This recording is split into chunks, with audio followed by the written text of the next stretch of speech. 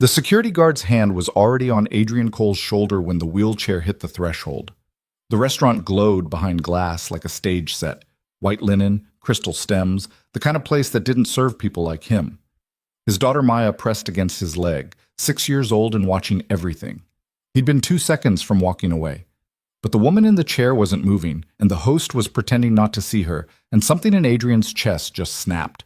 He didn't plan what came next. He didn't think about consequences.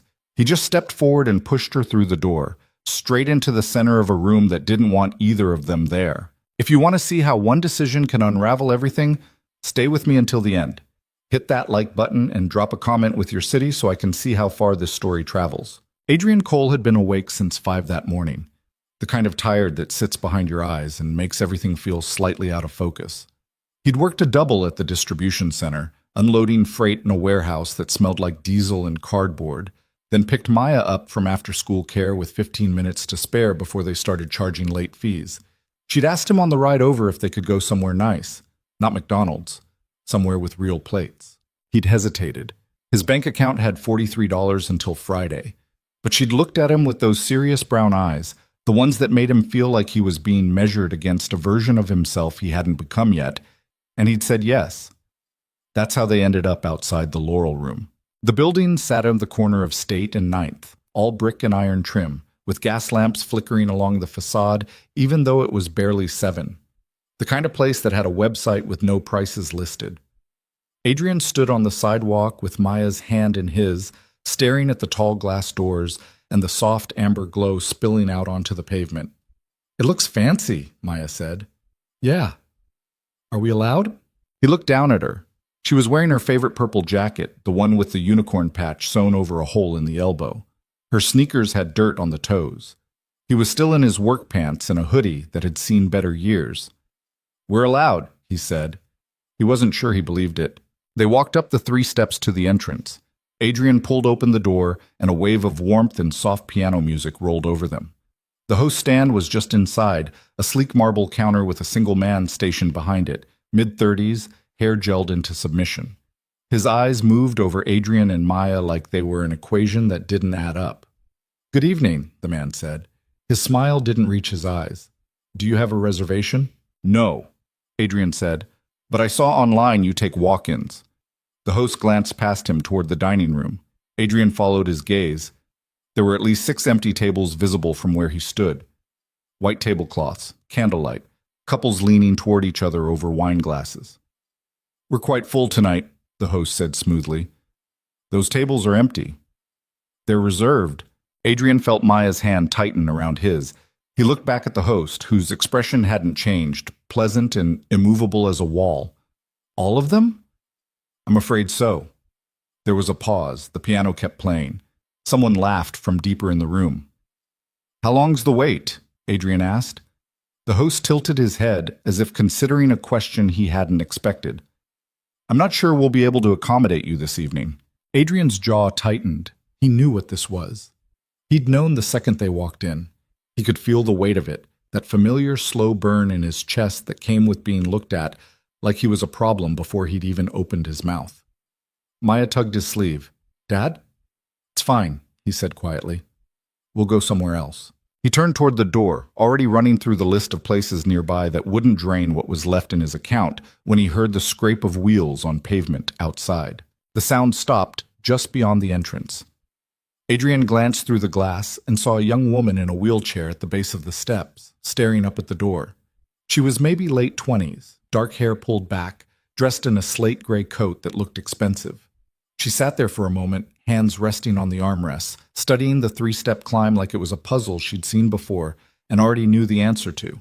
Then she looked up, saw Adrian through the glass, and gave a small, tired smile that said everything. The host had noticed her too. He didn't move. Adrian felt Maya shift beside him. She was watching the woman now, her face creased with confusion. "Why isn't he helping her?" Maya whispered. Adrian didn't answer.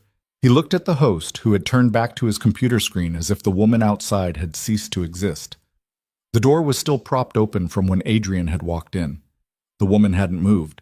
She was just sitting there, 3 steps away from the entrance, waiting to see if someone would acknowledge her. No one did. Adrian felt something crack open inside him. He didn't stop to think about it. He stepped past the host stand, pushed the door wider, and walked back outside. The woman looked up, startled. "You got a reservation?" Adrian asked. She blinked. "Yes, 7:30, Clara Vance." "Then you're going in." He moved behind her chair and gripped the handles. She twisted to look at him, eyes wide. "Wait, 3 steps," Adrian said. "I got you." He tilted the chair back slightly, tested the weight, and lifted. The wheels cleared the first step, then the second. Maya had come outside and was holding the door open, her small hands pressed flat against the glass. Adrian maneuvered the chair up the final step and onto the landing, then rolled Clara forward into the warm interior of the restaurant. The host looked like someone had just set off a fire alarm. "Sir, more." Adrian ignored him. He pushed Clara past the host stand and into the main dining room. Conversation stuttered. Heads turned. The piano faltered for half a measure, then picked back up. Clara sat very still in her chair, hands folded in her lap, watching the room react to her presence. "Table for one?" Adrian asked her. She looked up at him, something unreadable flickering across her face. "Yes." "Then let's find it." A server appeared, a woman in her 40s with a tight smile and a laminated menu clutched against her chest. Let me just..." The host was moving toward them now, his polished composure cracking at the edges. "Sir, I'm going to have to ask you to..." "She's got a reservation," Adrian said, not looking at him. 7:30, Clara Vance." The host's mouth opened, then closed. He glanced at Clara, then back at Adrian, and for the first time his mask slipped enough to show something underneath. Annoyance, maybe, or just the inconvenience of having to deal with something he'd been hoping would quietly go away. "Miss Vance," he said slowly. "Of course. If you'd called ahead, we could have arranged..." "Oh, I did call ahead," Clara said. Her voice was calm, measured. "I made the reservation yesterday. I mentioned accessibility when I booked." The host's smile went brittle. "I see. Well, let me check on a table for you." He turned and disappeared into a back hallway, moving like a man who'd just been handed a mess he didn't want to clean up. The server hovered nearby, still clutching the menu, unsure whether to stay or retreat. Adrian glanced down at Maya.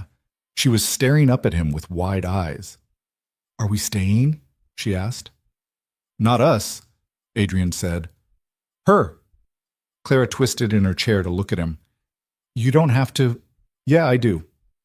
She studied him for a moment, her gaze sharp and searching. Then she nodded once, slow and deliberate, like she'd just decided something. The host returned with another man, taller, older, wearing a suit that probably cost more than Adrian's rent. His name tag read Daniel Mercer, floor manager. Daniel's eyes swept over the scene. Adrian in his work clothes, Maya gripping his hand, Clara sitting quietly in her chair, and his expression hardened. "Is there a problem here?" Daniel asked, directing the question at Adrian. "No problem," Adrian said. "She's got a reservation. She's waiting for a table." Daniel's gaze shifted to Clara. "Miss Vance, I apologize for any confusion. We can certainly seat you, but I'm afraid the gentleman and his daughter were just leaving," Adrian finished. Soon as she's seated, Daniel's jaw tightened. "Sir, I appreciate your assistance, but we have policies regarding unauthorized individuals in the dining area." "Unauthorized?" Adrian repeated. "I walked through the front door. Without a reservation. You told me you didn't have tables." "We don't. Funny, I count 6 empties from here." Daniel's expression went cold. "Those tables are reserved." "For who?" "That's not your concern." Adrian felt Maya press closer against his side. He looked down and saw fear creeping into her face, the way it always did when adults started using that tone. The one that said someone was about to get hurt, even if it was just with words. He took a breath, forced himself to soften.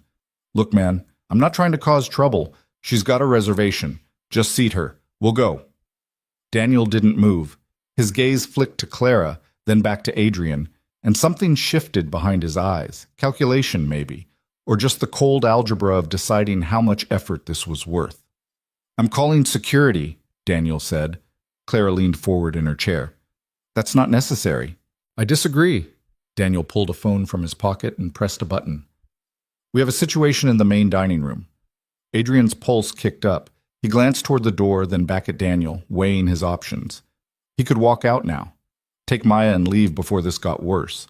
No one would blame him. But Clara was still sitting there, calm and still, and the host was pretending to look busy at his computer, and every other person in that restaurant was watching, like this was dinner theater they hadn't paid for.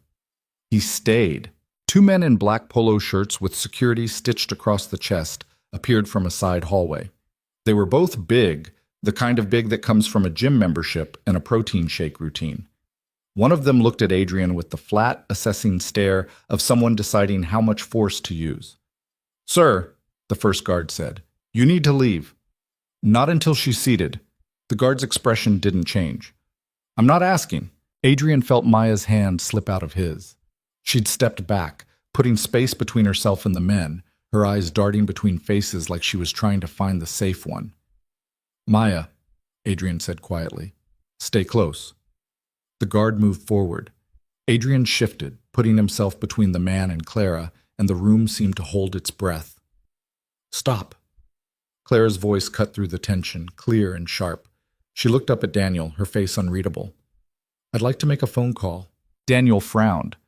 "Miss Vance, this doesn't concern—" "It concerns me entirely." She pulled a phone from her coat pocket, scrolled through her contacts, and pressed dial. She held the phone to her ear, waiting. The guard hesitated, glancing at Daniel. Daniel waved him off. "Let her make her call." Clara's expression didn't shift. The phone rang once, twice. Then a voice came through, faint but audible in the sudden quiet. "Clara?" "Hi, Dad," she said softly. "I'm at the Laurel Room. I need you to come down here." There was a pause on the other end. Then the voice came back, lower, more focused. "What happened?" "I'll explain when you get here." She hung up, slipped the phone back into her pocket, looked up at Daniel with the same calm expression she'd had since the moment Adrian pushed her through the door. "He'll be here in 10 minutes, she said. Daniel's face went pale. Adrian didn't understand what had just happened, but he could see the shift, the way Daniel's posture changed, the way the security guard suddenly looked uncertain, the way the host had gone very still behind his marble counter. "Who's your dad?" Adrian asked. Clara glanced up at him, and for the first time something like amusement flickered in her eyes. "Elliot Vance," she said. The name didn't mean anything to Adrian, but it clearly meant something to Daniel. The floor manager had gone rigid, his jaw working like he was chewing on words he couldn't say. "Miss Vance," Daniel said carefully, "I'm sure we can resolve this without—" "No," Clara said. "We can't." She folded her hands in her lap and waited. The dining room had gone silent. The piano player had stopped mid-song.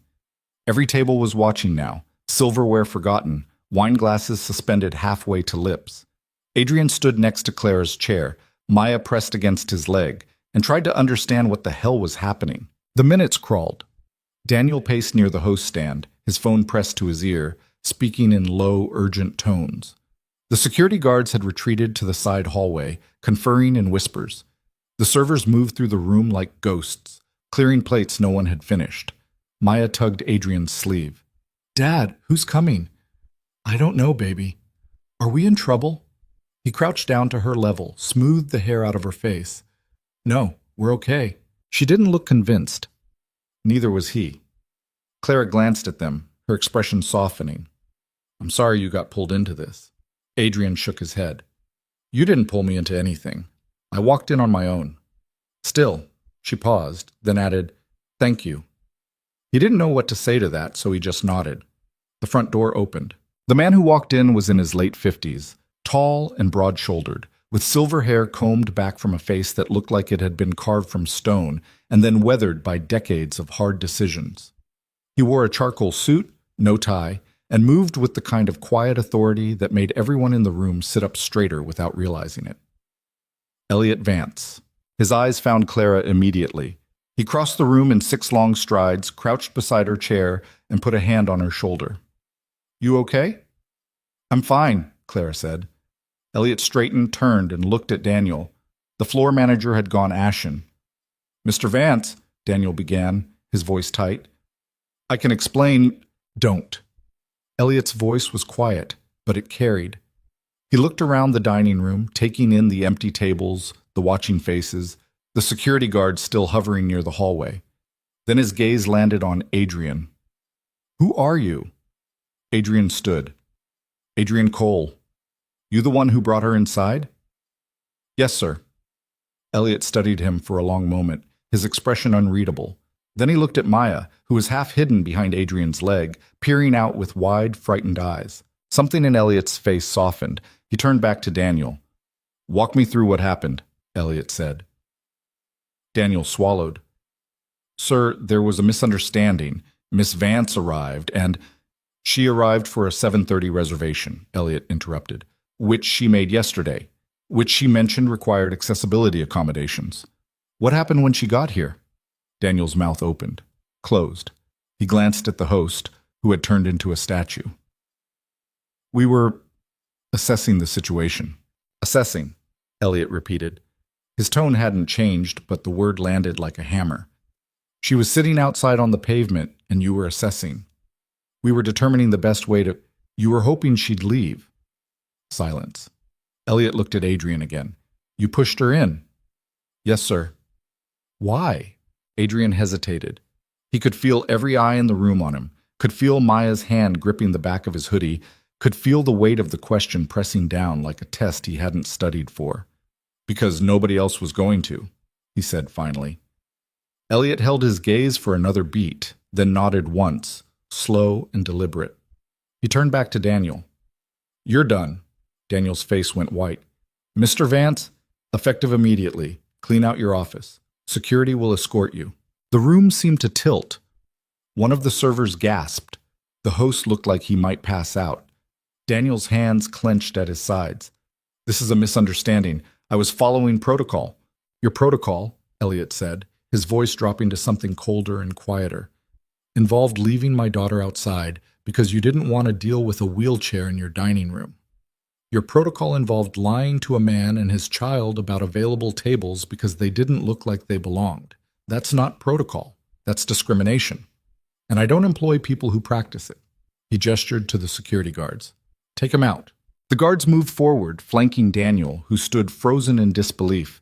For a moment it looked like he might argue, might try to salvage something from the wreckage. Then his shoulders sagged and he turned, walking stiffly toward the back hallway with the guards trailing behind. The host started to edge away from his stand. You too, Elliot said, not looking at him. You're done. The man froze, opened his mouth, closed it. Then he walked out, head down, without another word. Elliot turned to the remaining staff, who had gathered in a loose cluster near the kitchen doors. The rest of you, if you stood by and watched this happen, if you said nothing, if you treated guests like they were inconveniences instead of people, think very carefully about whether you want to keep working here. Because I'm going to find out who knew what and when, and I won't be in a forgiving mood. No one spoke. Elliot looked at Clara. You want to stay? She shook her head. No, I want to go home. Okay. He straightened, then looked at Adrian. You and your daughter, come with me. Adrian blinked. Sir, we were just— I know what you were doing, Elliot said, and I'd like to buy you both dinner, somewhere else. Maya's eyes went wide. She looked up at Adrian, hopeful and uncertain. Adrian hesitated. Every instinct told him to politely decline, to take Maya and leave before this got more complicated. But there was something in Elliot's expression, not pity, not charity, just a straightforward offer from someone who meant it, that made him pause. Okay, Adrian said quietly. Elliot nodded. He moved behind Claire's chair and began to push her toward the door. Adrian took Maya's hand and followed. As they stepped outside into the cool night air, the door swung shut behind them, muffling the murmur of voices rising in the dining room. The street was quiet, the gas lamps flickering softly, the city humming in the distance. Clara looked up at her father. You didn't have to fire them. Yes, Elliot said. I did. She didn't argue. They walked half a block in silence before Elliot stopped in front of a black SUV parked at the curb. He opened the back door, helped Clara transfer from her chair into the seat, then folded the wheelchair and stowed it in the trunk with practiced ease. Adrian stood on the sidewalk with Maya, feeling out of place and unsure. Elliot turned to them. You like Italian? Maya nodded shyly. There's a place 2 streets over, family run. Best lasagna in the city. He gestured to the SUV. Get in, Adrian climbed into the back seat next to Clara. Maya slid in beside him, her legs swinging above the floor. Elliot got behind the wheel and pulled into traffic. For a while, no one spoke. The city slid past the windows in streaks of light and shadow. Maya leaned against Adrian's side, her small body warm and solid, and he felt the adrenaline start to drain out of him, leaving behind a bone-deep exhaustion. "Thank you," Clara said quietly. Adrian glanced at her. "For what?" "For not walking away." He didn't know what to say to that, so he just looked out the window and let the silence settle. They pulled up in front of a narrow brick building with a green awning and a hand-painted sign that read Rossi's. Warm light spilled from the windows. The smell of garlic and tomato sauce drifted into the street. Elliot parked, retrieved the wheelchair, and helped Clara back into it. Then he led them inside. The restaurant was small, maybe 10 tables, with checkered tablecloths and candles and wine bottles. An older man with a thick mustache and an apron tied around his waist looked up from the register and broke into a wide grin. "Elliot! Clara!" He came around the counter and pulled Elliot into a quick, backslapping hug, then bent to kiss Clara on both cheeks. "Where have you been? It's been months." "Busy, Marco," Elliot said. He gestured to Adrian and Maya. "These are friends. Adrian and Maya Cole. They're joining us tonight." Marco's smile widened. He crouched in front of Maya. "You like meatballs?" Maya nodded, solemn. "Good. I make the best meatballs in the world. You'll see." He led them to a corner table, already pushing chairs aside to make room for Clara's wheelchair without being asked. Menus appeared. Water glasses were filled. Bread arrived, still warm, with olive oil and balsamic for dipping. Adrian sat across from Clara and Elliot, trying to process the past hour. Maya was already tearing into the bread, her earlier fear forgotten. Elliot leaned back in his chair, studying Adrian with the same quiet intensity he'd shown in the restaurant. "You work in distribution?" Adrian blinked. "How'd you know?" "The logo on your hoodie." Adrian glanced down. He'd forgotten he was still wearing the company jacket. "Yeah, freight warehouse over on Parkside." "How long?" 3 years. "You like it?" Adrian shrugged. "It pays the bills." Elliot nodded slowly. "You got family? Wife?" "Just us," Adrian said, glancing at Maya. "Her mom's not in the picture." Elliot's expression didn't change, but something flickered behind his eyes. Understanding maybe, or recognition. "That's hard." "We manage." Clara had been quiet, watching the exchange. Now she leaned forward slightly. "You didn't have to do what you did tonight." "I know." "Why did you?"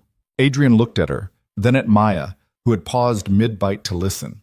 He thought about all the times he'd walked away from situations like that, all the times he'd swallowed his anger and kept his head down because it was easier, because making noise only brought trouble.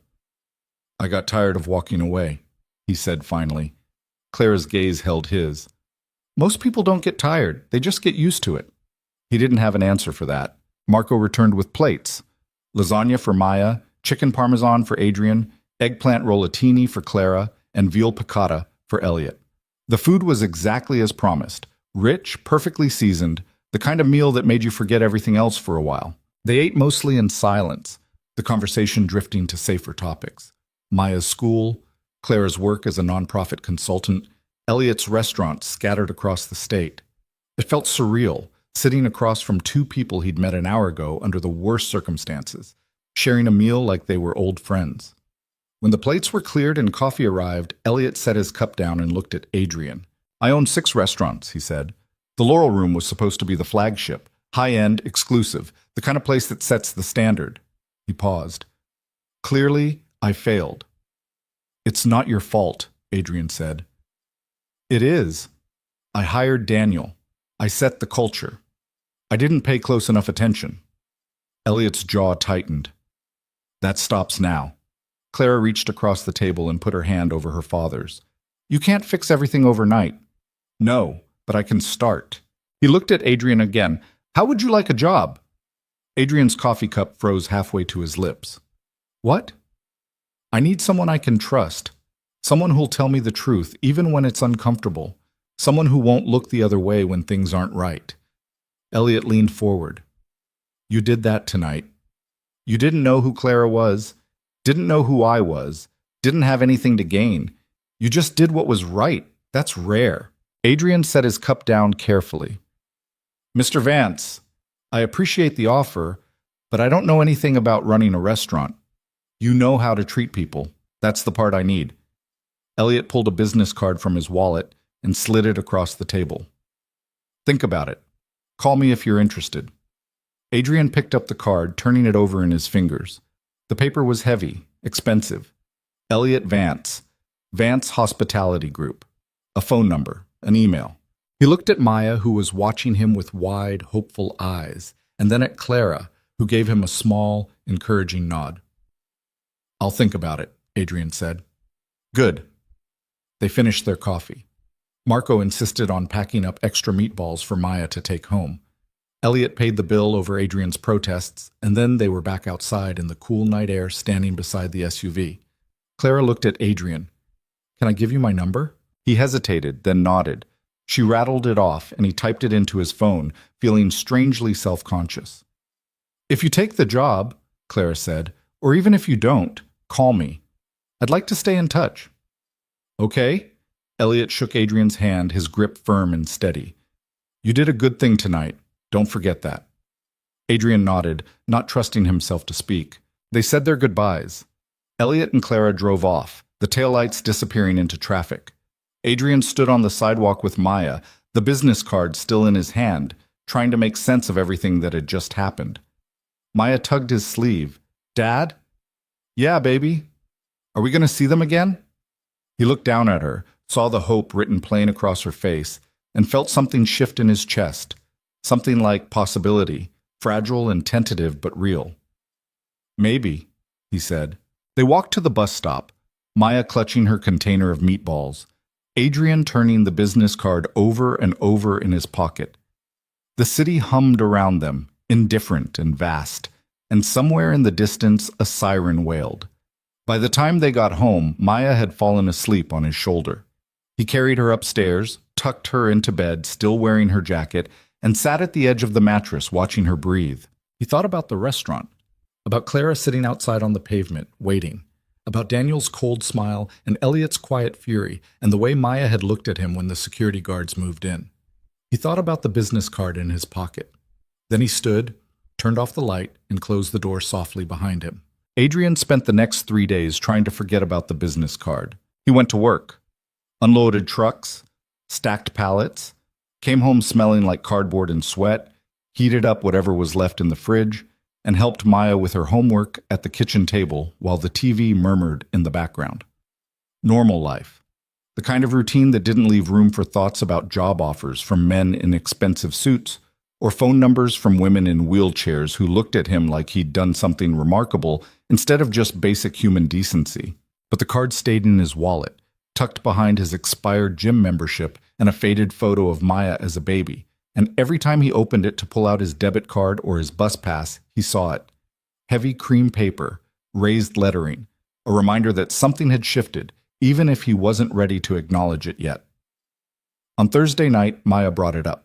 They were eating spaghetti, the cheap kind from a box, sauce from a jar, and she'd been quiet through most of the meal, pushing noodles around her plate with her fork. Adrian had learned to recognize that look. She was working up to something.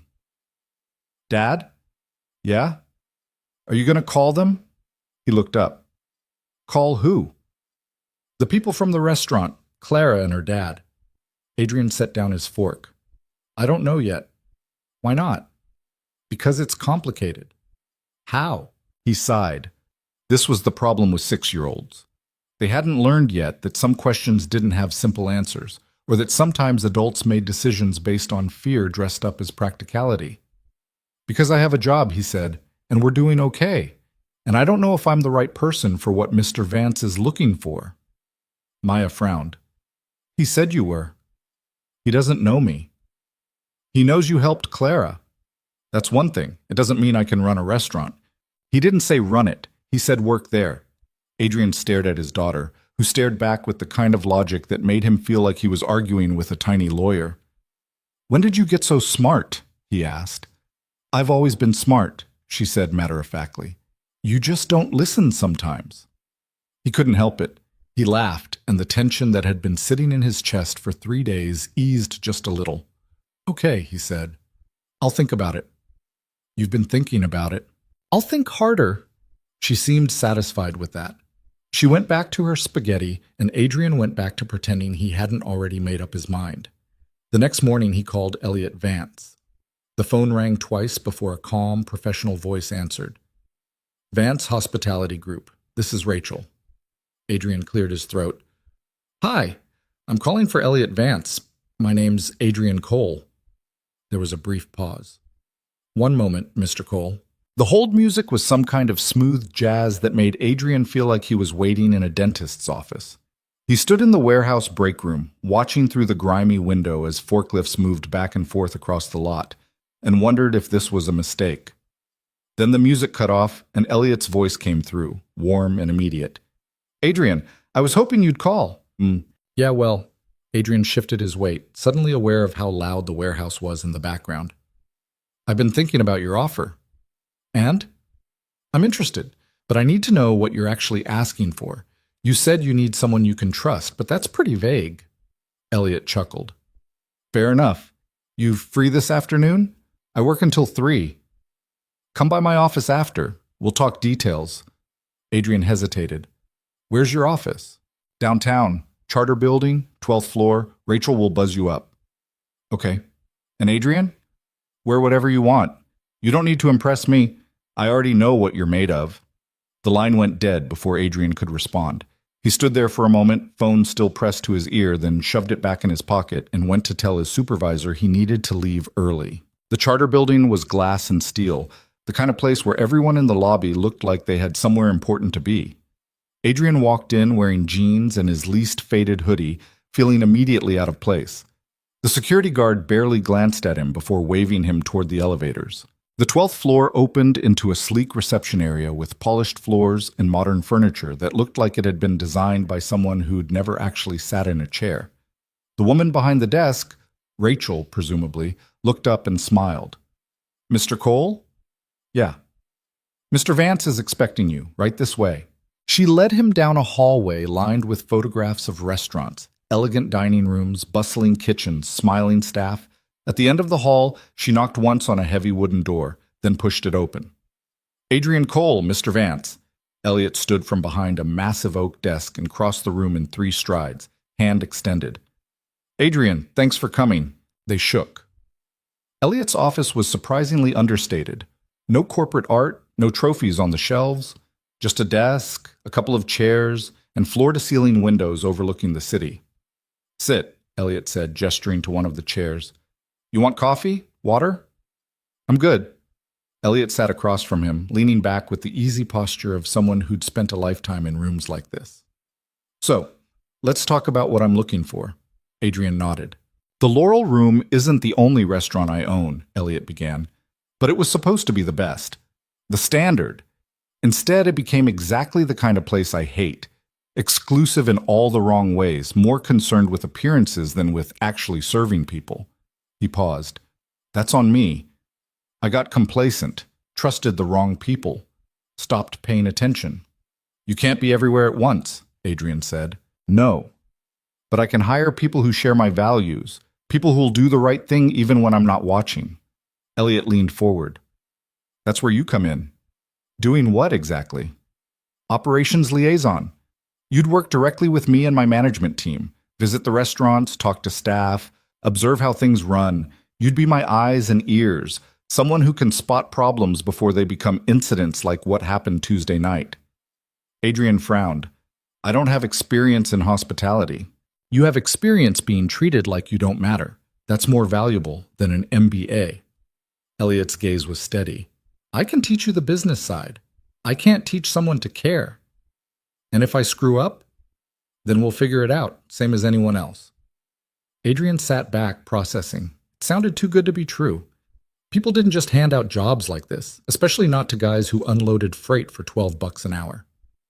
What's the catch? He asked. Elliot smiled, but there was something sad in it. The catch is that this job will put a target on your back. You'll be the guy who got Daniel fired, the guy who doesn't have a fancy degree or a pedigree. Some people will resent that. They'll test you, try to prove you don't belong. Story of my life. I know. That's why I'm offering it to you. They sat in silence for a moment. Outside, the city stretched away in every direction, steel and glass and concrete, indifferent to whatever happened in this room. When would I start? Adrian asked. Monday, if you're ready. What's the pay?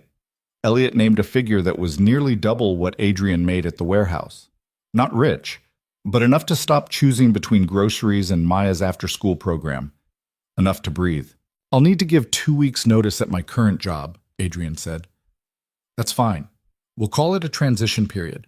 You can start part-time, shadow me for a few days, get a feel for things. Adrian looked at Elliot, trying to find the angle, the hidden cost, but all he saw was a man who'd watched his daughter get turned away from a restaurant and decided to do something about it. Okay, Adrian said. I'm in. Elliot's face broke into a genuine smile. He stood and extended his hand again. Welcome to Vance Hospitality. They shook, and Adrian felt the ground shift beneath him in a way that was both terrifying and exhilarating. As he left the office, Rachel handed him a folder with orientation paperwork and a temporary ID badge. He took the elevator down in a daze, stepped out into the late afternoon sun, and pulled out his phone. He had one missed call from an unknown number and a voicemail. He pressed play. Hi, Adrian. It's Clara.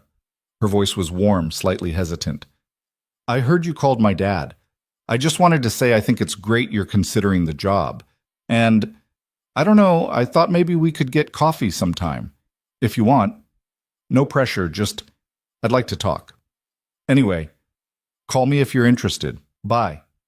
Adrian stood on the sidewalk, listening to the message twice, then saved her number and slipped the phone back into his pocket. He had no idea what he was doing, but for the first time in a long time, that felt okay. That weekend, Adrian took Maya to the park. It was one of those clear October days where the air smelled like wood smoke and the leaves had started turning but hadn't fallen yet. They walked the path along the pond, Maya running ahead to throw rocks into the water while Adrian trailed behind, hands in his pockets, thinking. She circled back to him, breathless. Can we get ice cream? It's 50 degrees out. So? He laughed. Yeah, okay. They walked to the cart near the playground and Adrian bought her a cone with rainbow sprinkles. She sat on a bench, legs swinging, totally absorbed in the process of eating it before it melted. Adrian's phone buzzed. A text from an unknown number. Hey, it's Clara. Dad told me you took the job. Congrats. He stared at the screen, then typed back. Thanks. Still not sure what I got myself into. Her response came quickly. You'll figure it out. You did fine under pressure at the restaurant. That was different. That was just reacting. Reacting is underrated. Most people freeze. He smiled despite himself. Coffee sounds good, by the way. If the offer's still open.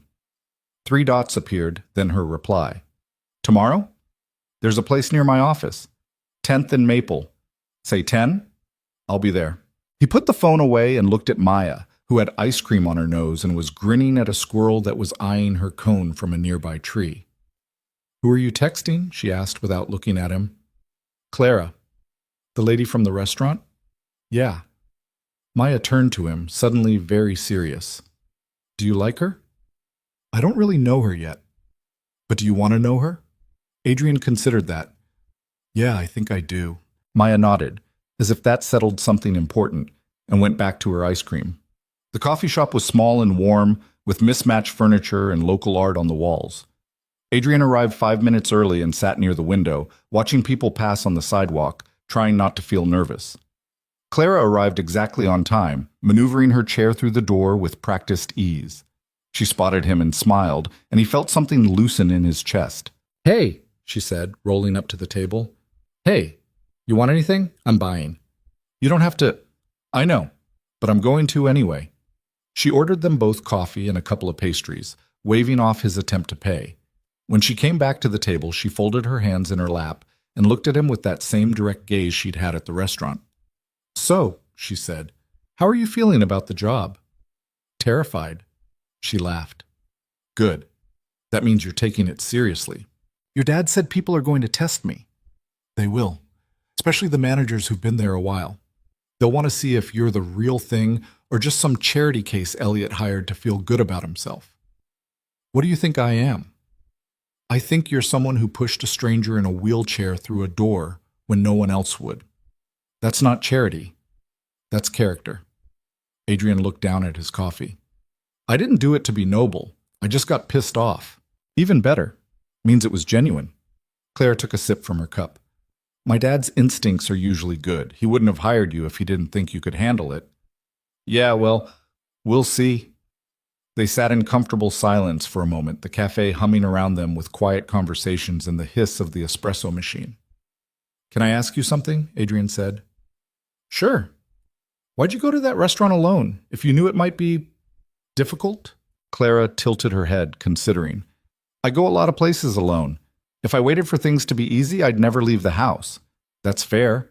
Plus, I like to test places, see how they treat people when they think no one's watching. She smiled, but there was an edge to it. You'd be surprised how many fail. I don't think I'd be that surprised. No, she said softly. I guess you wouldn't. They talked for over an hour. About Maya, about Clara's work with accessibility advocacy, about Elliot's restaurants and what Adrian might expect in the coming weeks.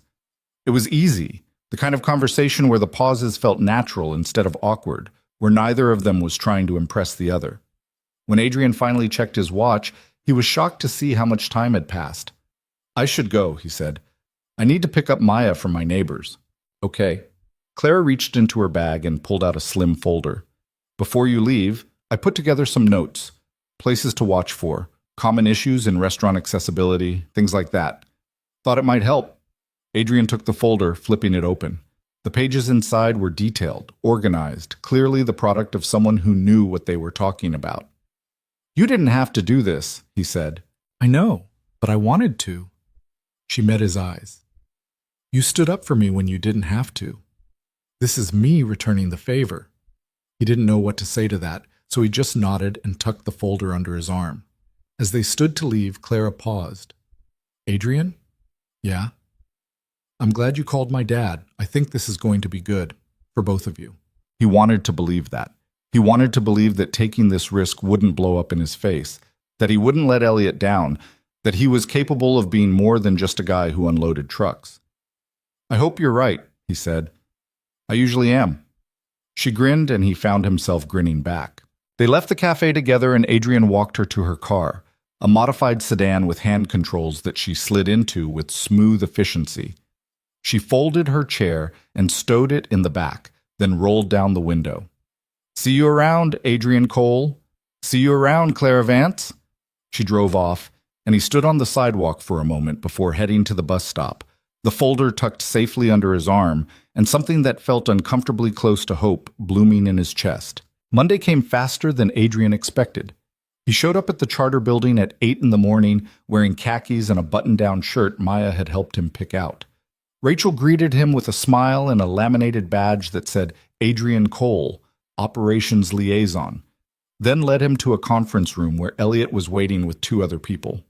Adrian, Elliot said, standing, this is Karen Delgado, my Director of Operations, and Marcus Webb, Regional Manager.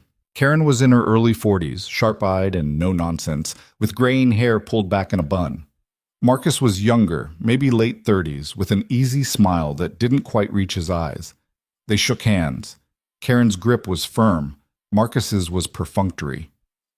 Adrian's going to be working with us on operational oversight, Elliot explained.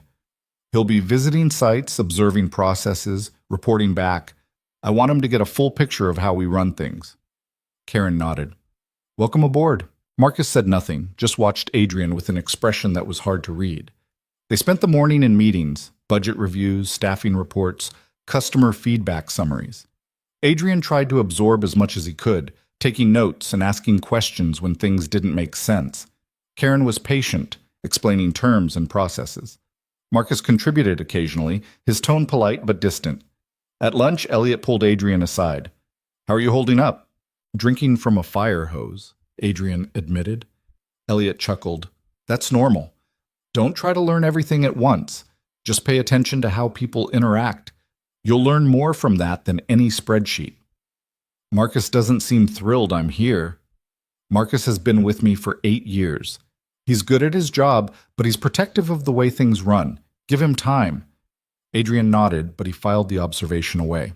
That afternoon, Elliot took him to one of the other restaurants, a mid-range Italian place called Sorrento's on the east side.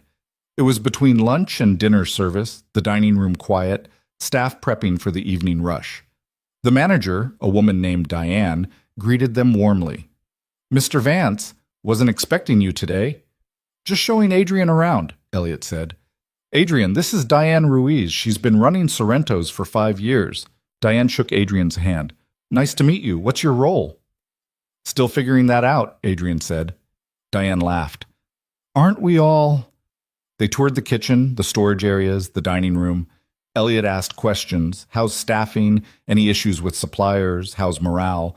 And Diane answered with the kind of candor that came from someone who trusted her boss. Adrian hung back, watching. He noticed the way the line cooks joked with each other, the way the servers moved through the space with easy familiarity. It felt different from the Laurel room, warmer, more human. On the way out, Elliot paused. "What did you notice?" Adrian thought about it. "People seem happy here." "Why do you think that is?" "Diane. She knows everyone's name, asks how they're doing, treats them like people, not just employees." Elliot smiled. "Exactly. Culture starts at the top. Diane gets that. Daniel didn't." They drove back to the office in silence. Adrian stared out the window, turning the day over in his mind, trying to understand what he was supposed to be learning. When they pulled into the parking garage, Elliot turned to him. "You did good today, asking the right questions, paying attention." "I feel like I don't know what I'm doing." "That's because you don't. But you will." Elliot clapped him on the shoulder. "Trust the process." Adrian wanted to, but trust didn't come easy when you'd spent your whole life waiting for the other shoe to drop. That night, after Maya was in bed, Adrian sat at the kitchen table with Clara's folder open in front of him.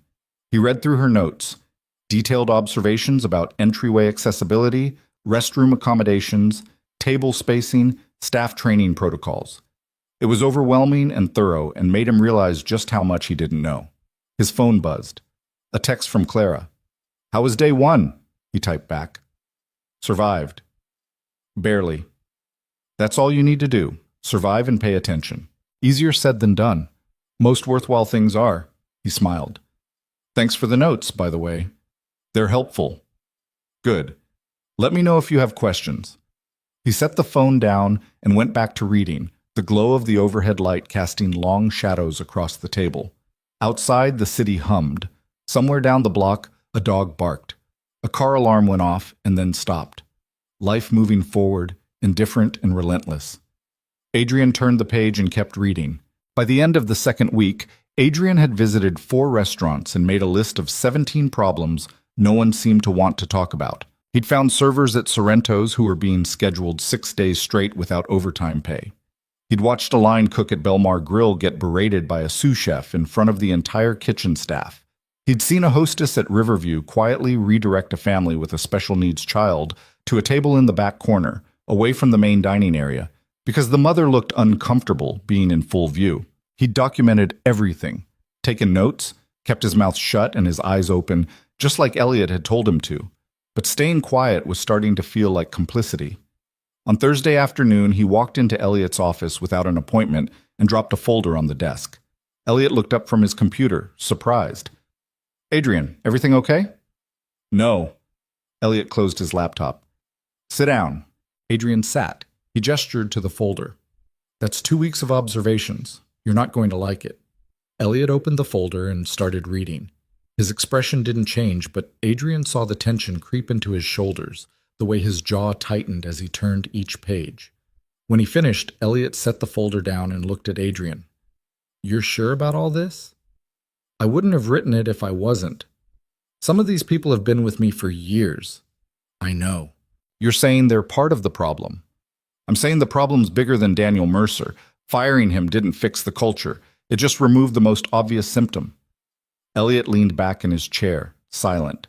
Outside, the city stretched away under a gray November sky, the streets slick with rain. "What do you want me to do?" Elliot asked finally. "I don't know. That's your call. But if you hired me to tell you the truth, this is it." Elliot nodded slowly. "Okay, I'll handle it." "How?" "I don't know yet, but I will." He looked at Adrian, and there was something heavy in his gaze, Respect, maybe? Or just the weight of realizing how deep the rot went. Thank you for this. I know it wasn't easy. It's my job. No. Your job is to observe and report. You could have softened this, made it easier to ignore. You didn't. Adrian shrugged. What's the point of doing this if I'm just going to tell you what you want to hear? Elliot smiled, but it didn't reach his eyes. Not everyone sees it that way. Adrian left the office feeling like he'd just lit a fuse and wasn't sure how long the timer was set for. He texted Clara on the ride home. Just dropped a bomb on your dad. Might have screwed myself. Her reply came 10 minutes later. What kind of bomb? The honest kind. Then you did the right thing. Doesn't feel like it. Rarely does. He put the phone away and stared out the bus window as the city slid past in streaks of gray and brown. That night, after Maya was asleep, Adrian sat on the fire escape with a beer he'd been saving for a special occasion. The air was cold and damp, the kind that sank into your bones. He could hear voices from the apartment below, a couple arguing about something he couldn't make out. His phone rang. Elliot. Adrian answered. Yeah? I'm calling an emergency management meeting tomorrow, 9 a.m. I want you there. Elliot, I don't think you wrote the report. You should be there when I address it. Adrian's stomach tightened. That's going to make me a target. I know, but if we're going to fix this, we need to do it in the open. No backroom deals. No quiet reassignments. People need to see that I'm serious. What about Marcus? Karen? They'll be there. So will the other regional managers and the senior staff from each location. Adrian closed his eyes. This is going to go badly. Probably. But we're doing it anyway. The line went quiet for a moment. Adrian could hear Elliot breathing on the other end, could picture him sitting in that big office, staring out at the city, making the same calculations Adrian was making. Okay, Adrian said. I'll be there. Good. And Adrian? Yeah? Don't back down, no matter what they say. Elliot hung up before Adrian could respond. The conference room was packed. Adrian walked in at 8:55 and felt every eye turned toward him. He recognized most of the faces, Karen, Marcus, Diane from Sorrento's, a handful of other managers he'd met during his site visits. They sat around the long table, coffee cups in hand, expressions ranging from curious to hostile. He took a seat near the end, next to Karen, who gave him a tight nod. Morning? Morning, Adrian said.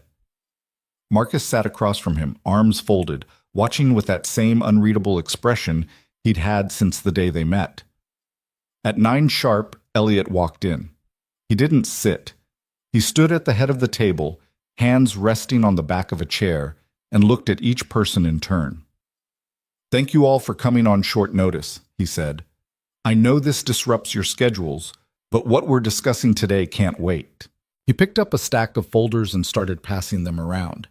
Adrian recognized them immediately, copies of his report. Over the past 2 weeks, Adrian Cole has been conducting site visits and observing our operations.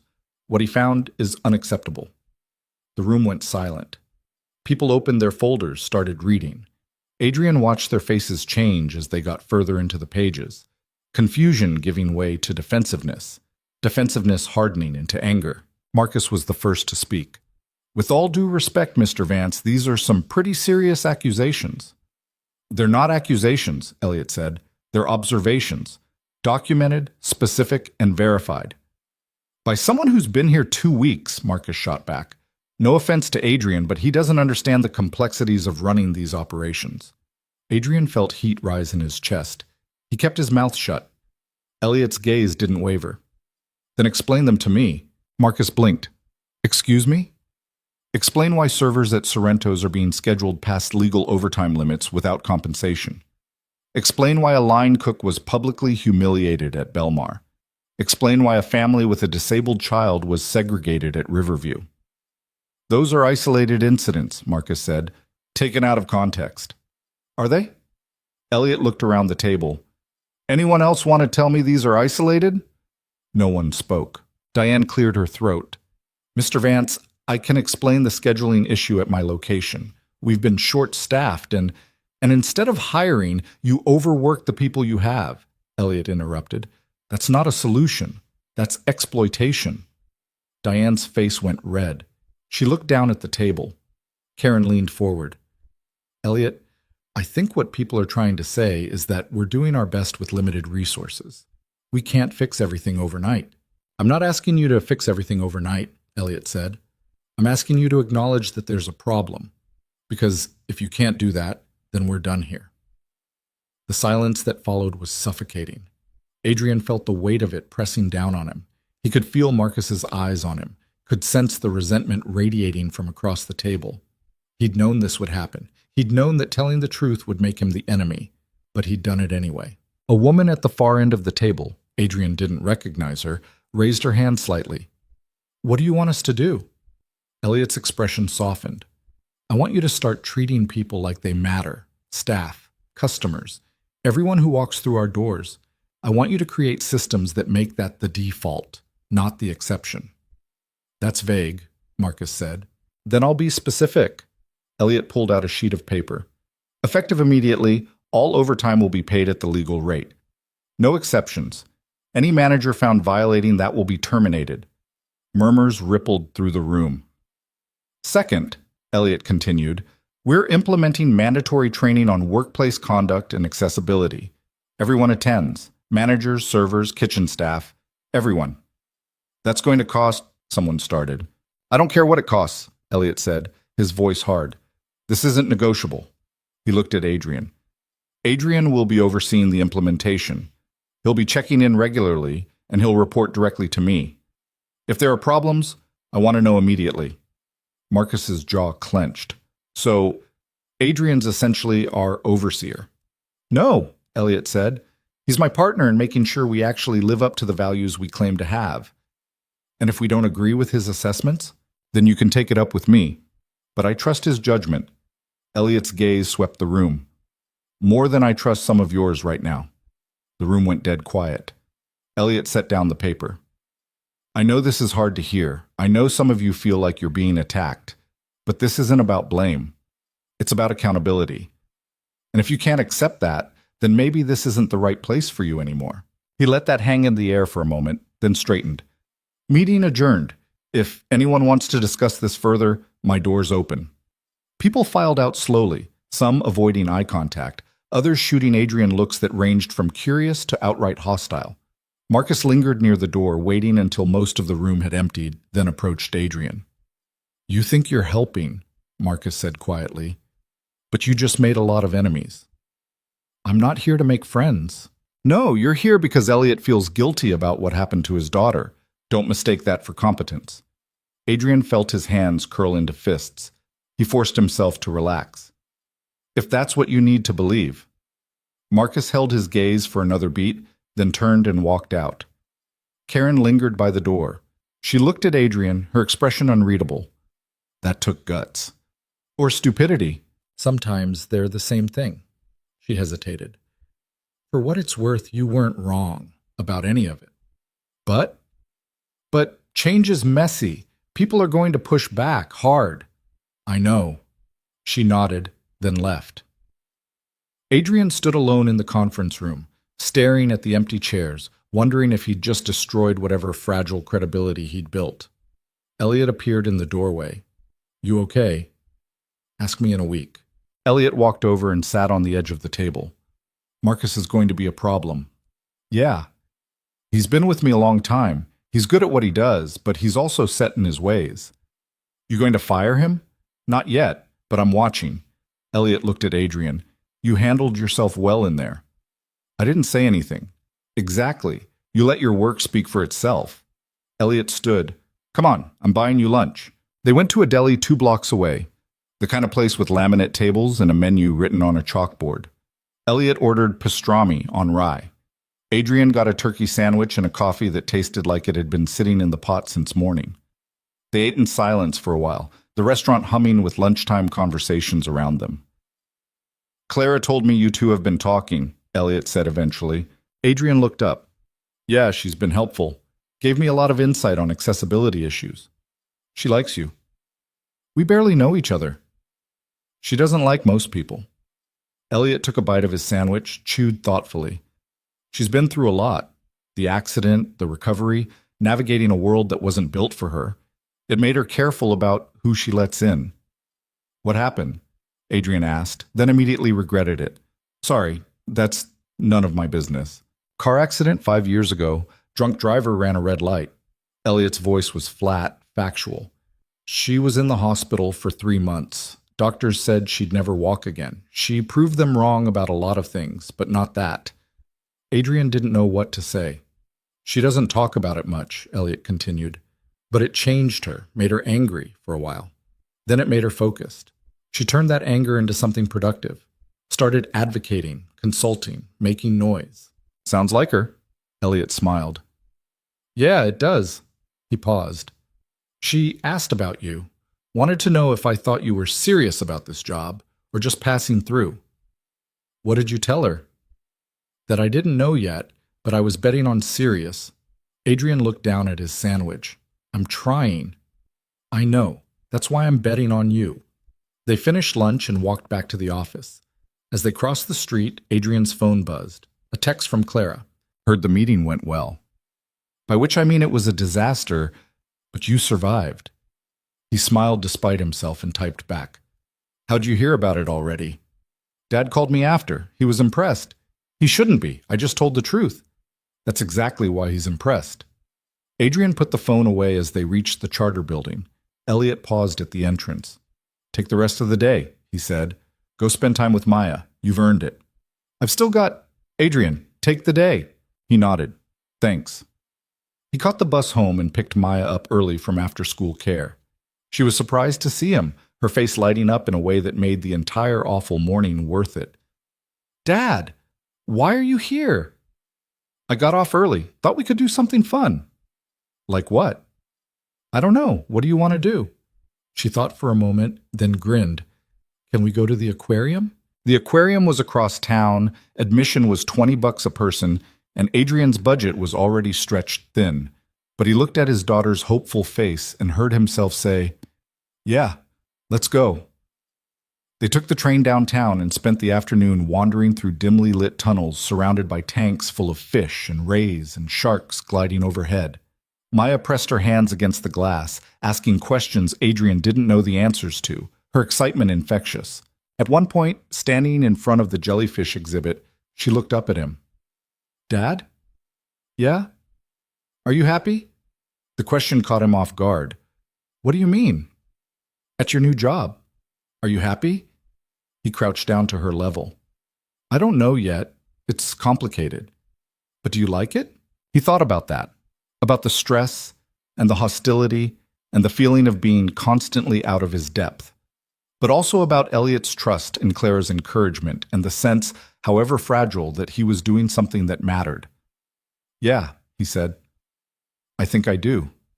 Maya smiled and hugged him, her small arms wrapping around his neck, and he held her there in the blue glow of the jellyfish tanks, feeling something settle in his chest that had been restless for years. They got home late, ate leftover pizza for dinner, and watched a movie until Maya fell asleep on the couch. Adrian carried her to bed, tucked her in, and stood in the doorway for a moment watching her breathe. His phone buzzed. Another text from Clara. You free this weekend? I want to show you something. He hesitated, then typed back. What kind of something? Trust me, it'll be worth it. Saturday work? Perfect. I'll pick you up at 10. He put the phone on the counter and looked around the small apartment. The peeling linoleum, the secondhand furniture, the stack of bills on the kitchen table he'd been avoiding. It wasn't much, but it was theirs. And for the first time in a long time, it felt like things might be moving in a direction that didn't end in disaster. Saturday morning arrived cold and bright. Adrian was up early, making breakfast and trying not to overthink what Clara had planned. Maya sat at the table in her pajamas, spooning cereal into her mouth and watching him pace. You're nervous, she observed. I'm not nervous. You keep checking your phone. I'm just making sure I didn't miss a message. You're nervous. He gave up and sat down across from her. Okay, maybe a little. Why? Because I don't know what we're doing. That's the fun part. He looked at his 6-year-old daughter, who somehow had more emotional intelligence than he did, and shook his head. When did you get so smart? I told you, I've always been smart. At 10 on the dot, there was a knock at the door. Adrian opened it to find Clara sitting in her chair, dressed in jeans and a jacket, her hair pulled back in a ponytail. "Ready?" she asked. "For what?" "You'll see." Maya appeared behind Adrian, peering around his leg. "Hi, Clara." Clara's face lit up. "Hey, Maya, you coming with us?" Maya looked up at Adrian hopefully. "I don't know if—" Adrian started. "She should come," Clara said. "Trust me." Adrian glanced between them, outmaneuvered. "Okay, let me grab her coat." They piled into Clara's car, Maya in the back, Adrian in the passenger seat, and drove out of the city, heading north on the highway. The buildings gave way to suburbs, then to stretches of open land dotted with bare trees and fields gone brown for the winter. "Where are we going?" Adrian asked. "You'll see," Clara said again, smiling. After 40 minutes, she took an exit and wound through back roads until they reached a sprawling property with a sign that read, Maplewood Equestrian Center. She pulled into the parking lot and turned off the engine. Adrian stared at the barn and riding arena. "Horses?" "Therapeutic riding program," Clara said. "I volunteer here once a month." "I didn't know you did that." "There's a lot you don't know about me yet." She got out of the car and assembled her wheelchair. "Come on." They followed her into the barn, which smelled like hay and leather and something warm and alive. Horses poked their heads over stall doors, ears swiveling toward the sound of voices. A woman in her 50s with a kind face and mud-stained boots emerged from a side room. "Clara, you're early." "Brought some friends," Clara said. "This is Adrian and his daughter Maya." The woman shook Adrian's hand. "I'm Helen. Welcome to Maplewood." Maya was already drifting toward the nearest stall, eyes wide. A chestnut mare lowered her head, snuffling at Maya's outstretched hand. "That's Rosie," Helen said. "She's gentle. You can pet her if you want." Maya looked back at Adrian for permission. He nodded, and she stepped closer, running her hand carefully along Rosie's nose. Clara rolled over to Adrian. "Helen runs the program. They work with kids and adults with disabilities, physical, cognitive, emotional. Riding helps with balance, coordination, confidence." "And you volunteer here?" "I help with adaptive equipment. Sometimes I just talk to the families. Let them know it gets easier." Adrian watched Maya with the horse, saw the wonder on his daughter's face, and felt something shift. He looked at Clara, who was watching Maya too, a soft smile on her lips. "Why'd you bring us here?" he asked quietly. "Because I wanted you to see what's possible when people actually give a damn," Clara said. "This place was falling apart 5 years ago. No funding, outdated facilities, barely staying open. Then a group of parents and advocates fought for it, got grants, organized fundraisers, rebuilt it from the ground up." She turned to him. "It's not glamorous, it's hard work, but it matters." "You think that's what we're doing? At the restaurants?" "I think it could be if you don't give up." Helen called them over. "Want to see the arena?" They followed her outside to an enclosed riding space where a young boy with leg braces was sitting on a bay horse, guided by 2 sidewalkers and an instructor. The boy was grinning, clutching the saddle horn, calling out instructions to the horse. Maya tugged Adrian's sleeve. "Can I try?" He looked at Helen, who nodded. "We can set her up for a short session if you're comfortable with it." Adrian hesitated, then looked at Maya's eager face. "Okay, but you listen to the instructor." "I will!" Helen led Maya away to get fitted with a helmet. Clara rolled up beside Adrian, and they stood together watching the boy in the arena complete a circuit. "This is nice," Adrian said. "Unexpected, but nice. I thought you could use a reminder that not everything is a fight. Feels like everything's a fight lately. Only because you're fighting things worth fighting for." She glanced up at him. Most people don't bother. They watched in silence as Helen brought Maya back, now wearing a helmet and grinning from ear to ear. The instructor helped her onto Rosie's back, and the horse stood perfectly still, patient and calm. Adrian's chest tightened. He pulled out his phone and took a picture. Maya's session lasted 20 minutes. She walked circuits around the arena, the instructor and sidewalkers guiding her, Rosie plodding along with the steady patience of a horse who'd done this 1,000 times. When it was over, Maya practically floated off the horse, talking a mile a minute about how tall everything looked from up there and how soft Rosie's mane was. Helen smiled. "She's a natural." Adrian thanked her, then turned to Clara. "What do we owe you?" "Nothing. First session's always free." Clara, Adrian, it's fine. He wanted to argue, but he could see in her expression that it wasn't worth it. So he just nodded. They stayed for another hour, walking the property, watching other riders, talking with Helen about the program. By the time they got back in the car, the sun was starting to dip toward the horizon, painting the sky in shades of orange and pink. Maya fell asleep in the back seat before they hit the highway. Adrian glanced at her in the mirror, then at Clara. "Thank you," he said, "for today." "You're welcome. I mean it. I didn't realize how much I needed this." "I know."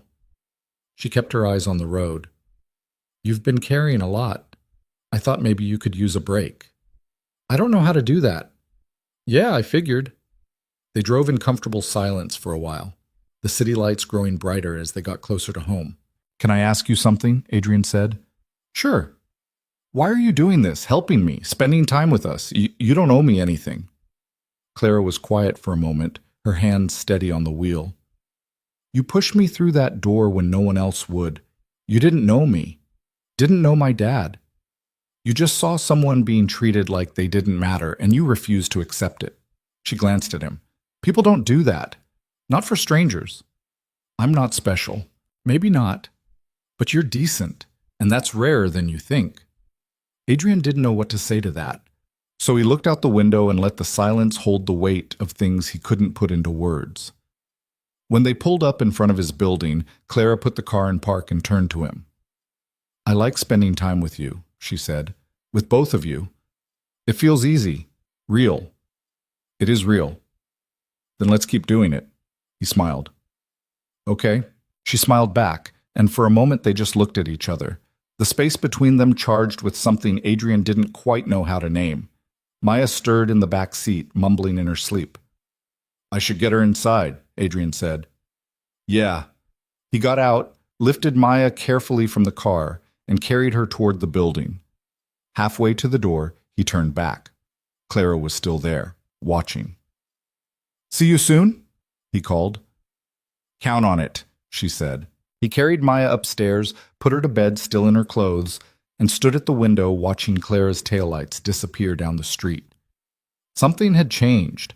He couldn't name it yet, couldn't define its shape or predict where it would lead. But it was there, undeniable and growing, and for once he wasn't afraid of it. The blowback started on Monday. Adrian arrived at the charter building to find an email from Marcus waiting in his inbox, CC'd to Elliot and Karen. The subject line read, "Concerns regarding operational oversight protocol." The message itself was 3 paragraphs of carefully worded corporate speak that boiled down to one thing. Marcus thought Adrian was overstepping. Adrian read it twice, then walked to Elliot's office. Rachel looked up from her desk. "He's in a meeting." "I'll wait." She gestured to the chairs by the window. Adrian sat, the email still open on his phone, his jaw tight. 20 minutes later, the door opened and Elliot emerged with 2 men in suits Adrian didn't recognize. They shook hands, exchanged pleasantries, and left. Elliot turned and saw Adrian. "Come in." Adrian followed him inside and closed the door. Elliot sat behind his desk. "I saw Marcus's email." "And?" "And he's testing you, seeing if you'll back down." "I'm not backing down." "Good. Because I already responded. Told him your authority comes directly from me, and if he has a problem with your assessments, he can bring them to me in person." Elliot leaned back. "He won't. This is just going to make things worse. Short term, yes. Long term, he'll either fall in line or leave. Either way, problem solved." Adrian wasn't so sure, but he didn't argue. He had bigger concerns. "I got a call this morning from the manager at the Laurel Room," Adrian said. "They want to reopen next week." Elliot frowned. "Already?" "They've hired a new floor manager, retrained the staff. They're asking for a final walkthrough before they announce the reopening." "What do you think?" "I think it's too fast. You can't undo that kind of culture in 3 weeks." But they're going to open with or without our approval. Might as well make sure they're doing it right." Elliot nodded slowly. "Schedule the walkthrough. Take Clara with you." Adrian blinked. "Why Clara?" "Because she's the one who got turned away. If anyone's going to verify they've actually changed, it should be her." It made sense, but it also made Adrian nervous. Clara had every right to be angry, to hold a grudge. But if she walked into the Laurel room looking for a fight, it could derail everything. I'll ask her, Adrian said. He called Clara that afternoon from his car, parked outside Sorrento's between site visits. She answered on the second ring. Hey, I need a favor. What kind? The Laurel room wants to reopen. Elliot wants us to do a final walkthrough, make sure they're actually ready. There was a pause. Us? Yeah, you and me. Why me? Because you were the one they turned away. He thinks you should be the one to verify they've changed. Another pause, longer this time. When? Thursday afternoon, 2 o'clock. Okay. You sure? No, but I'll do it anyway. Adrian exhaled. Thanks. Don't thank me yet. I might burn the place down. She said it lightly, but Adrian heard the edge underneath. Thursday came too fast. Adrian met Clara outside the Laurel room at 1:45. The building looked the same, brick and iron, gas lamps flickering even in daylight. But the front steps now had a permanent ramp installed along the side, smooth and wide, with handrails. Clara stared at it. That's new. Yeah. She rolled forward, testing the incline. It was gradual, well constructed. She reached the top without effort and looked back at Adrian. Point in their favor, she said. They went inside. The host stand was staffed by a young woman Adrian didn't recognize, mid-20s, with nervous energy and a warm smile. Her name tag read Jennifer. Good afternoon, she said. Welcome to the Laurel room. Clara stopped in front of the stand. I have a 2 o'clock appointment. Clara Vance. Jennifer's smile didn't falter, but Adrian saw recognition flash in her eyes. Of course, Miss Vance. We've been expecting you. She came around the stand. Would you like to meet with our new floor manager first, or would you prefer to tour the dining room? Dining room, Clara said. Right this way. Jennifer led them into the main room. It looked different in daylight, less theatrical, more exposed. The tables were set with fresh linens and polished silverware. The spacing between them was wider than Adrian remembered, enough room for a wheelchair to navigate comfortably.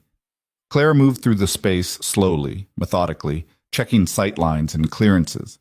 She rolled up to a table near the window, tested the height, then looked at Jennifer. This is accessible seating? Yes, ma'am.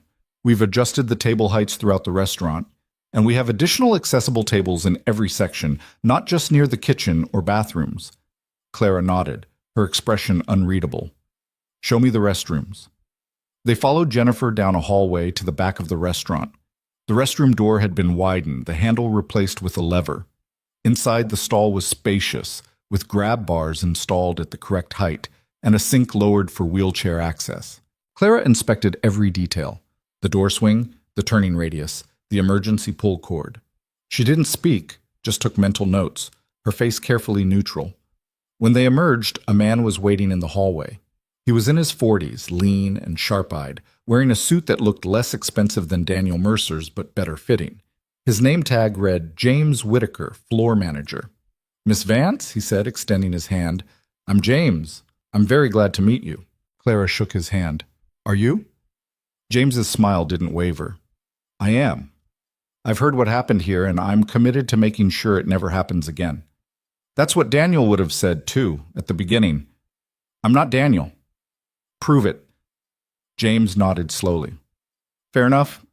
Would you like to talk in my office? They followed him to a small room off the main hallway. It was sparse. Desk, 2 chairs, a filing cabinet. James gestured for them to sit, then pulled up a third chair so he was on the same level as Clara instead of behind the desk. Small gesture, Adrian noticed. So did Clara. I'm not going to pretend to understand what you went through, James began. I wasn't here. But I've spent the last 3 weeks learning everything I can about accessibility, about dignity, about what it actually means to serve everyone who walks through that door. He paused. We've retrained the entire staff, not just on compliance, but on empathy, on seeing people instead of problems. Training is easy, Clara said. Follow-through is hard. I know. That's why we're implementing accountability measures. Every shift manager has a checklist. Every customer interaction is logged. And I've made it clear to the staff that discrimination of any kind is immediate termination. No warnings. Clara studied him. You believe that? I have to, because if I don't, I shouldn't be here. The room went quiet. Adrian watched Clara's face, saw her weighing James's words against her own experience, against all the time she'd heard pretty promises that dissolved the moment it became inconvenient to keep them. "What about your staff?" Clara asked. "How many of them were here when I was turned away?" "3 servers, 1 line cook, everyone else is new." "And the 3 who stayed?" "They went through retraining, individually and as a group. I've also had one-on-one conversations with each of them about what happened and why it was unacceptable." James met her eyes. "If you want, I can introduce you. Let you judge for yourself." Clara hesitated, then nodded. "Okay." James led them back to the dining room and called over a server, a woman in her 30s with tired eyes and a cautious expression. Her name tag read Michelle. "Michelle," James said. "This is Clara Vance and Adrian Cole." Michelle's face went pale. She looked at Clara, then at the floor. "I remember you." "Do you?" "Yes, ma'am. I was working the night you came in." Michelle's voice was quiet, strained. "I saw what happened. I didn't say anything. I should have." Clara's expression softened slightly. "Why didn't you?" "Because I was scared. Scared of Daniel, scared of losing my job, and I told myself it wasn't my place to interfere." She looked up, her eyes wet. "But it was. And I'm sorry." The silence that followed felt heavy, fragile. Clara nodded slowly. "Okay." Michelle blinked. "Okay?" "You owned it. That's more than most people do." Clara glanced at James. "She stays." James looked relieved. He thanked Michelle, who retreated quickly, wiping her eyes. They spent another hour touring the kitchen, the storage areas, the private dining rooms. Clara asked questions, pointed, specific, unsparing. James answered everyone without defensiveness, without deflection. By the time they finished, Adrian could see exhaustion creeping into Clara's posture. She was holding herself together, but barely. "I think we're done," Clara said finally. James walked them to the entrance. At the door, he turned to Clara. "I know you have no reason to trust us, but I hope, in time, we can earn it." Clara looked at him for a long moment. "We'll see." They left. Adrian walked beside Clara down the ramp, neither of them speaking until they reached the sidewalk. Clara stopped. She looked back at the building, her hands resting on the armrests of her chair. "What do you think?" Adrian asked. "I think they're trying." "Is that enough?" "For now." She turned to him. "But if they slip even once, I'm burning it down." "Metaphorically." Adrian smiled. "I'll bring the matches." They stood there for a moment, the city humming around them before Clara pulled out her phone. "I'm starving," she said. "There's a taco place 2 blocks from here. You hungry?" "Yeah." "Good. Let's go." They ate fish tacos at a cramped counter near the window, watching people pass on the street. The food was good, the kind of simple, honest meal that tasted better because of the company. "How's Maya?" Clara asked. "Good. She won't stop talking about the horses." Clara smiled. "Helen told me she was a natural." "She wants to go back. So take her. It's expensive." "They have scholarships. I can get you the paperwork." Adrian looked at her. "Why are you doing all this?" "What, helping you find financial aid for a riding program?" "All of it. The job advice, the site visits, the therapy horses. You've gone out of your way for us. I don't get why." Clara set down her taco and wiped her hands on a napkin. She was quiet for a moment, choosing her words. "After my accident," she said, "I spent a long time angry. At the driver, at the world, at everyone who looked at me like I was broken." She paused. "And then one day someone helped me. Not because they felt sorry for me, not because they wanted credit, just because they saw me struggling and decided to make it easier." "What'd they do?" "Held a door, that's it. Sounds stupid, right? But it wasn't the door. It was the fact that they didn't make a big deal out of it. Didn't ask if I needed help in that condescending way people do. Just held the door and kept walking." Adrian nodded. "And?" "And I realized I wanted to be that person. The one who makes things a little easier without making it a production." She looked at him. "You did that for me, at the restaurant. So now I'm doing it for you." "You don't owe me. I know. But I want to." They finished their meal in comfortable silence. Outside, the afternoon light was fading, the city shifting into evening mode. As they walked back to Clara's car, Adrian's phone buzzed. A text from Elliot. How'd it go? He showed the message to Clara. What should I tell him? She thought for a moment. Tell him they're ready, but we're watching. Adrian typed the message and hit send. They drove back across town, the radio playing low, neither of them feeling the need to fill the quiet. When Clara pulled up in front of Adrian's building, she turned to him. You doing okay? With all of this? Honestly, I don't know. Some days it feels like I'm barely keeping up. Other days it feels like maybe I'm actually doing something that matters. You are. How do you know? Because I've seen what happens when people don't care, and you're not one of them. He wanted to believe that. Wanted to believe he was more than just a guy stumbling through situations too big for him. Thanks, he said quietly. Anytime. He got out of the car and headed toward the building. Halfway to the door, he heard Clara call his name. He turned. Yeah? You should bring Maya by the equestrian center again. Helen asked about her. Really? Really? I think she'd like to see her ride more. Adrian smiled. Okay, I will. Clara waved and pulled away from the curb. Adrian watched her go, then climbed the stairs to his apartment. Inside, Maya was at the kitchen table with his neighbor, Mrs. Chen, working on a drawing. She looked up when he walked in. Dad, look what I made. It was a picture of a horse, or something vaguely horse-shaped, with a stick figure on its back. In the corner, another stick figure in a chair. That's me and Rosie, Maya explained, and that's Clara. Adrian looked at the drawing, at the careful way Maya had rendered Clara's wheelchair, at the smile she'd given the stick figure version of herself. It's perfect, he said. Mrs. Chen gathered her things and said goodbye. Maya helped Adrian make dinner, spaghetti again, because it was easy and she liked it, and they ate while she talked about her day at school, about the spelling test she'd aced and the boy who'd gotten in trouble for throwing crayons. Normal life. The kind of routine that felt almost foreign after the intensity of the past few weeks. After Maya was in bed, Adrian sat at the kitchen table with his laptop, going through emails. There was a message from Karen about scheduling conflicts, another from Diane at Sorrento's asking for approval on a new hire, and one from Marcus. Adrian opened it reluctantly. Adrian, I think we got off on the wrong foot. I'd like to buy you a drink and clear the air. Let me know when you're free. Marcus Adrian stared at the message, trying to read between the lines. Was this a genuine olive branch, or was Marcus trying to get him alone, away from Elliot, to make his case for why Adrian didn't belong? He typed a response. Marcus, I appreciate the offer. Let's grab coffee next week. I'll check my schedule and get back to you. Adrian, neutral, non-committal, safe. He hit send and closed the laptop. His phone buzzed, a text from Clara. Just got home. Thanks for today. It wasn't as hard as I thought it would be. That's good. You did great. So did you. I mostly just stood there. Sometimes that's enough. He smiled and set the phone down. Outside, the city was settling into its nighttime rhythm. Distant sirens, muffled voices, the hum of traffic never quite stopping.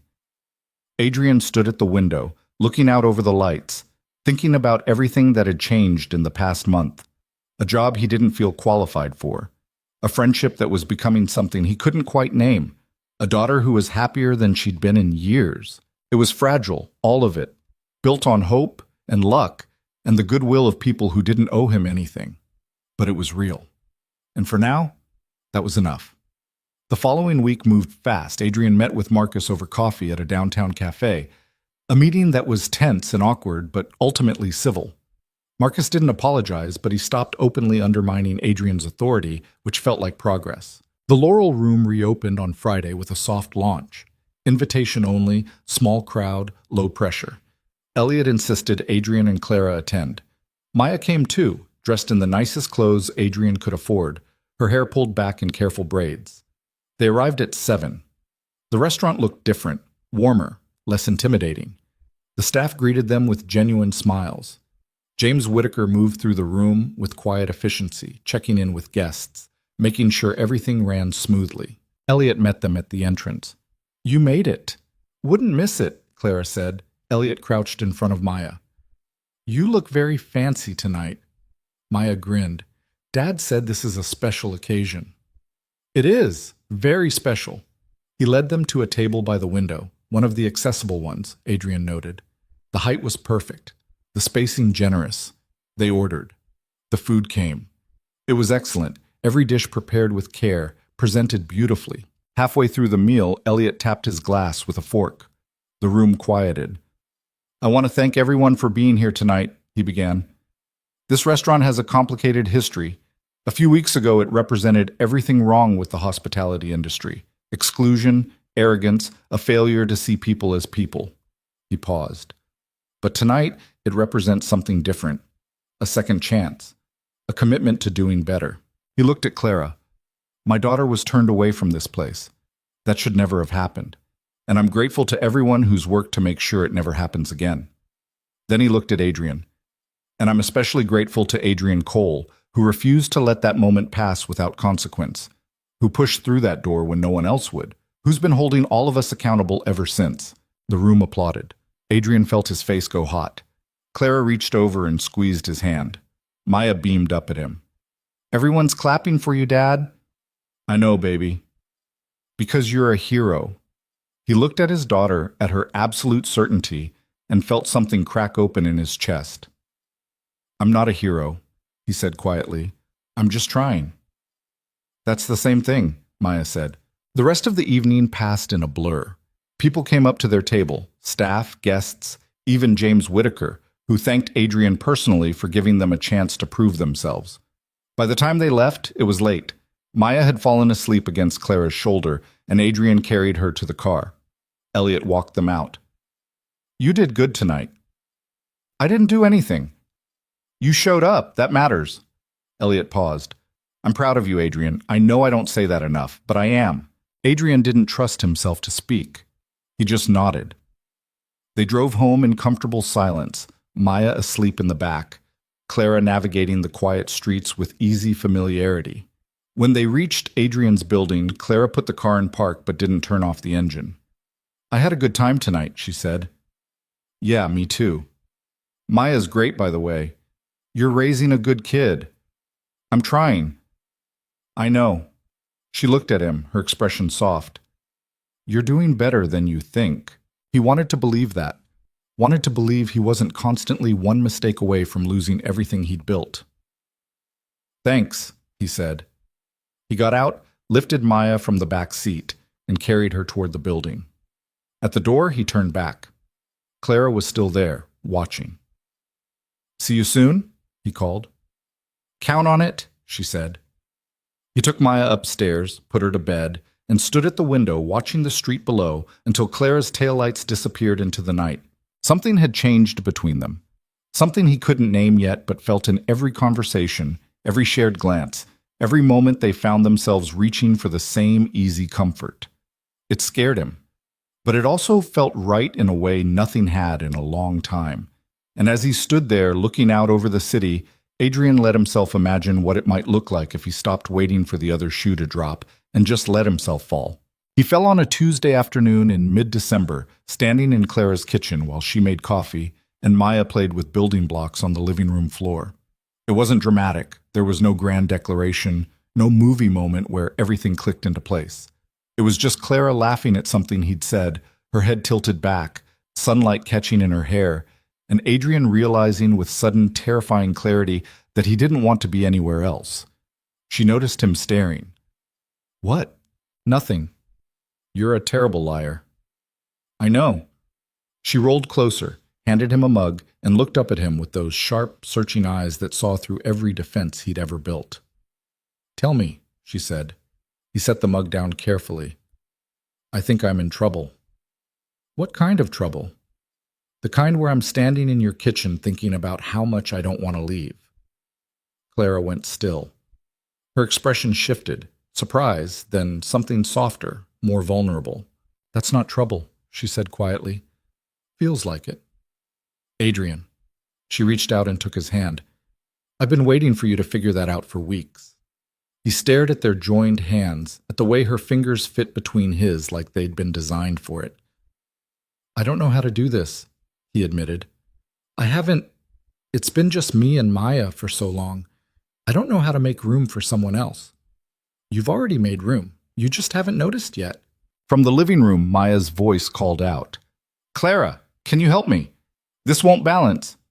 Clara squeezed his hand once, then rolled toward the living room. Adrian followed, leaning against the doorway, watching as Clara helped Maya stack blocks into a precarious tower. There, Clara said, try it now. Maya added one more block.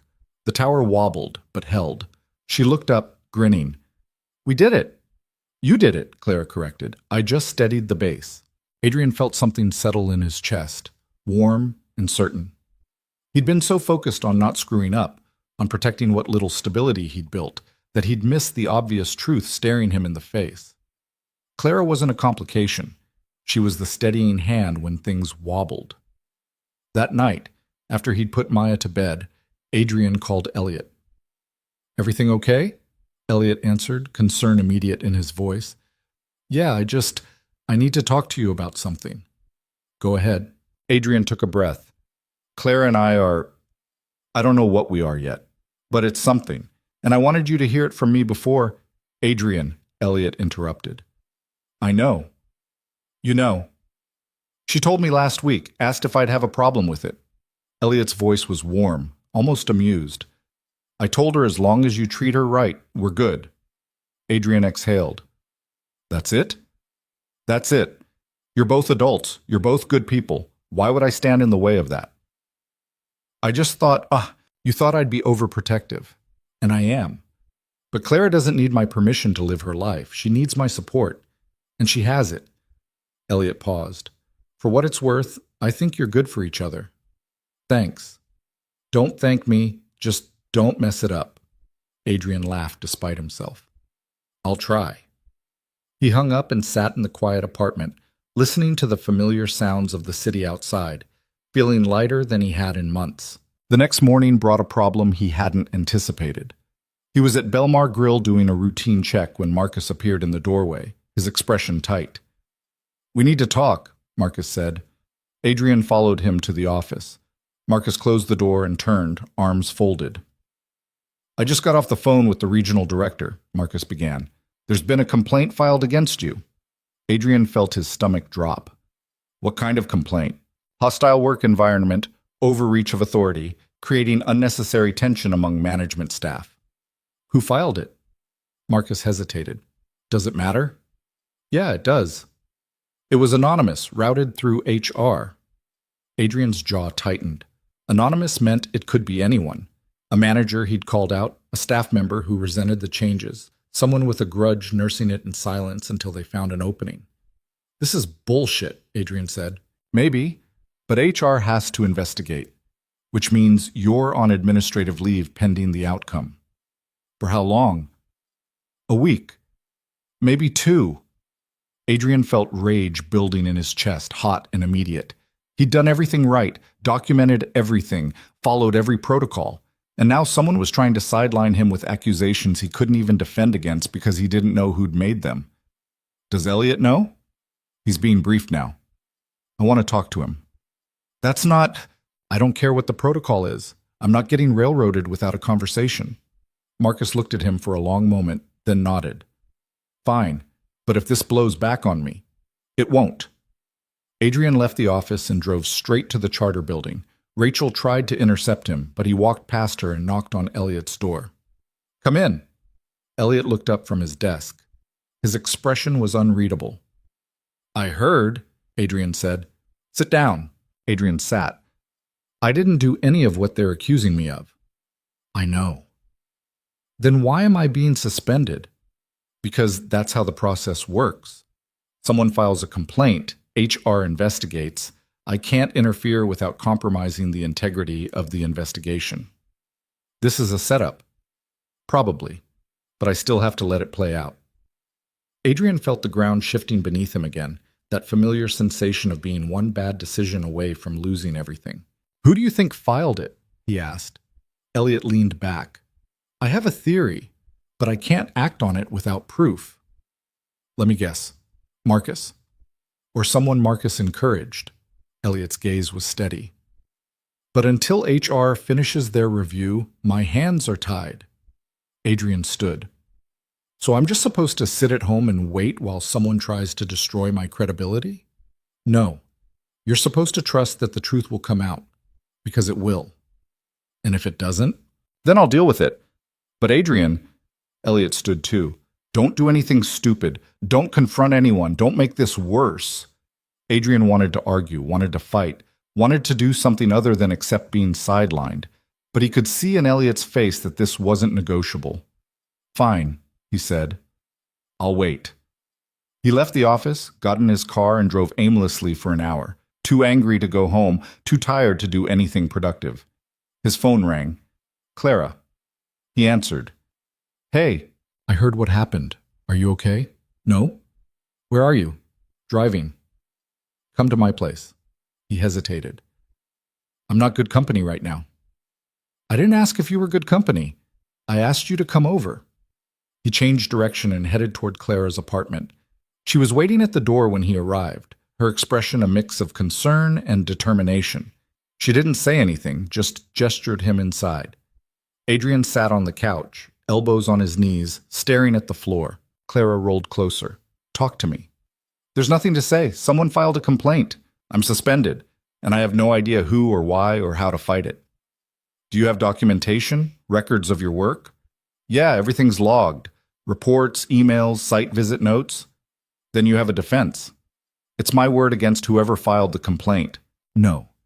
It's your documented record against an anonymous accusation. That's not the same thing. Clara leaned forward. Adrian, you've been meticulous. You've followed every rule, documented every observation. That's going to count for something. Unless whoever's investigating already has their mind made up. Then we make sure they don't. He looked at her. How? By making noise. By refusing to let this get swept under the rug. She pulled out her phone. I'm calling my dad. Clara, he needs to know you have support, that this isn't just you against the system. She dialed before he could stop her. Elliot answered on the first ring. Clara? Dad, I'm with Adrian. I want to know what you're doing to protect him. I'm following protocol. Screw protocol. Someone's trying to sabotage him and you know it. I can't interfere with an HR investigation. You can make sure it's fair. You can make sure whoever's conducting it knows that Adrian has your full support. You can make it clear that if this turns into a witch hunt, there will be consequences. There was a pause. You're right. I know I am. Let me make some calls. Clara hung up and looked at Adrian. He'll handle it. Adrian wanted to believe that, but trust was hard when the ground kept shifting. That night, Maya asked why he was home early. Work stuff, Adrian said, trying to keep his voice light. Nothing to worry about. She looked at him with those too perceptive eyes. Are you in trouble? No, baby, just a misunderstanding. Is Clara helping? Yeah, she is. Maya nodded, satisfied. Then it'll be okay. She fixes things. Adrian pulled her into a hug, holding on maybe a little too tight, grateful for the uncomplicated certainty of a 6-year-old's logic. The investigation took 5 days. Adrian spent them in a kind of limbo, too anxious to relax, too angry to focus on anything productive. He took Maya to school, picked her up, made meals, watched movies, and tried not to check his email every 10 minutes. Clara came over most evenings. Sometimes they talked. Sometimes they just sat in comfortable silence while Maya played. It helped, having her there. Made the waiting feel less isolating. On the 5th day, Elliot called. It's done. Adrian's heart kicked. And? The complaint was dismissed. HR found no evidence to support the allegations. You're reinstated effective immediately. Adrian closed his eyes. Who filed it? They wouldn't tell me, but I have my suspicions. Marcus. Can't prove it, but the timing's awfully convenient. What happens to him? Nothing. Without proof, I can't touch him. Elliot paused. But I'm reassigning him. He'll stay regional manager, but he's moving to the Western Territory, effective next month. That's it? That's what I can do without opening the company up to a wrongful termination suit. Elliot's voice hardened. But he's on notice. One more move like this and I'll find a reason. It wasn't justice, but it was something. Thanks, Adrian said. Don't thank me. You did the work. All I did was make sure people saw it. Adrian hung up and sat at the kitchen table, feeling the weight lift slightly. His phone buzzed. A text from Clara. I heard. Congratulations. Thanks. Couldn't have done it without you. Yes, you could have. But I'm glad I was there anyway. He smiled and typed back. Me too. That weekend, Clara suggested they take Maya back to the equestrian center. Adrian agreed, grateful for the excuse to get out of the city and do something that felt normal. They arrived late morning. Helen greeted them with her usual warmth, and Maya practically vibrated with excitement as she got fitted for her helmet. She's been asking about this nonstop, Adrian told Helen. Good. We like eager students. Helen smiled. Actually, I wanted to talk to you about something. We have a volunteer program for kids. If Maya's interested, she could come once a week and help with grooming, feeding, basic care. No cost. Adrian blinked. Really? Really. We need the help, and it's good for the kids. Teaches responsibility, empathy. Plus, she'd get riding time as part of it. He looked at Maya, who was already at Rosie's stall, stroking the mare's nose and talking to her in a soft, earnest voice. Yeah, he said. I think she'd love that. Helen handed him a packet of paperwork. Just fill this out and bring it back next week. They spent the afternoon at the center. Maya rode. Adrian and Clara walked the property, watching other riders, talking quietly about everything and nothing. At one point, they stopped by the fence overlooking the main arena. Clara rested her arms on the rail, watching a young boy with cerebral palsy complete a circuit on a calm gray horse. You ever think about how random it all is? Clara asked. What do you mean? The way life breaks. The way it mends. She gestured toward the arena. The kid's parents probably spent months terrified, wondering if he'd ever have a normal life. And now here he is, riding a horse, grinning like it's the best day ever. You think about that a lot? Sometimes. After my accident, I spent a long time convinced my life was over, that I'd never be more than the girl in the chair. She looked at him. And then I realized life doesn't end just because it changes. It just becomes something different. Adrian nodded slowly. I'm still figuring that out. Most people never do. They stood in comfortable silence, watching the riders, the horses, the slow and patient work of people helping each other move forward. Can I tell you something? Adrian asked. Always. A month ago I was terrified. Of the job, of screwing up, of losing everything I'd built with Maya. And I'm still scared, but it's different now. How? Because I'm not doing it alone anymore. Clara reached over and took his hand. No, you're not. They stayed until the sun started to dip toward the horizon, painting the sky in shades of orange and pink. Maya fell asleep on the drive home, and Adrian carried her upstairs while Clara waited in the car. When he came back down, Clara had rolled her window down.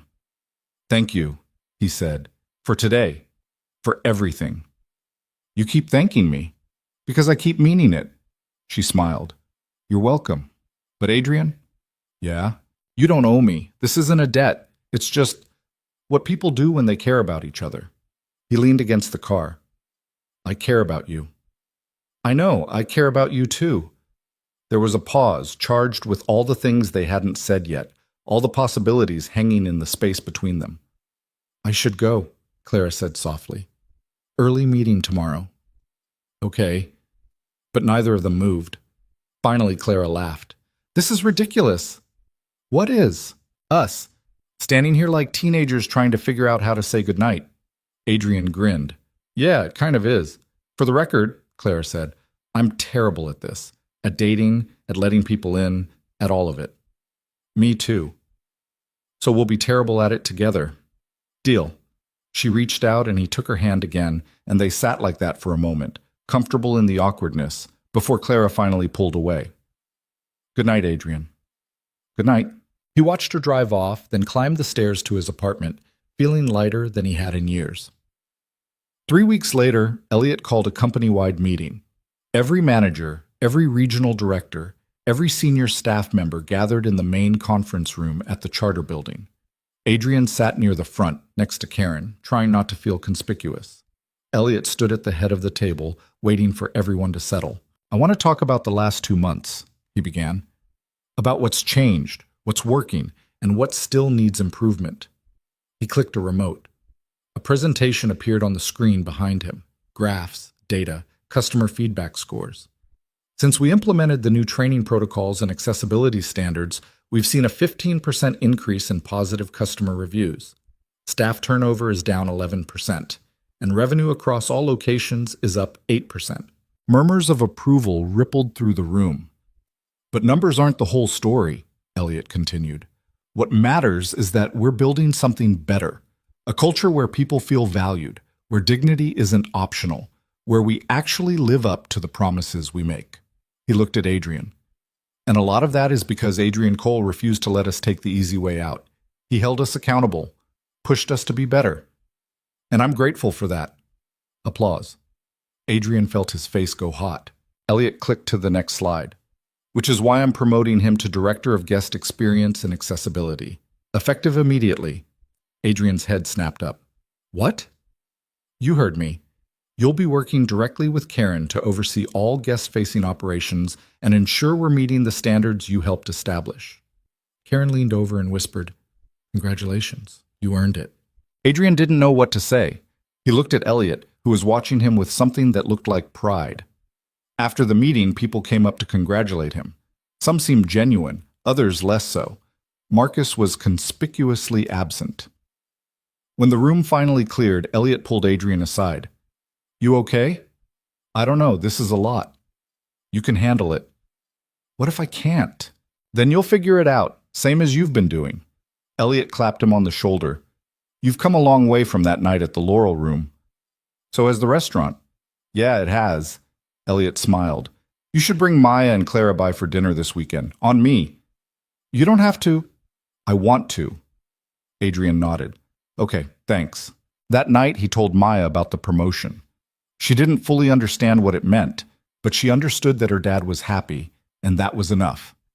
Does this mean we can stay in our apartment? She asked. Yeah, baby, we can stay. Good. I like it here. He pulled her into a hug, grateful for her simple acceptance, for the way she took each change in stride. Later, after she was asleep, he called Clara. I heard, she said when she answered. Dad told me. Congratulations. Thanks.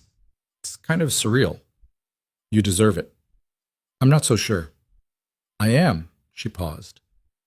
You free tomorrow night? Yeah, why? Because I want to take you to dinner, a real one, not tacos at a counter, somewhere nice. Clara, Adrian, let me do this. He smiled. Okay.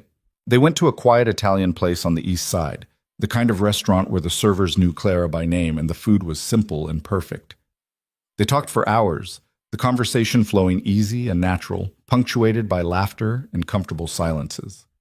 At one point, Clara reached across the table and took his hand. I'm proud of you, she said, for everything you've done, everything you've become. I'm still figuring out who that is. That's okay. You don't have to have it all figured out. He looked at her. This woman who'd come into his life by accident, who'd seen him at his most uncertain and hadn't flinched, who'd pushed him to be better without ever making him feel small. I love you, he said. The words came out before he could second-guess them, raw and honest and terrifying. Clara's eyes widened, then her face broke into the most genuine smile he'd ever seen. I love you too, she said. And just like that, the fear dissolved. They didn't rush, didn't try to force things into a shape they weren't ready for.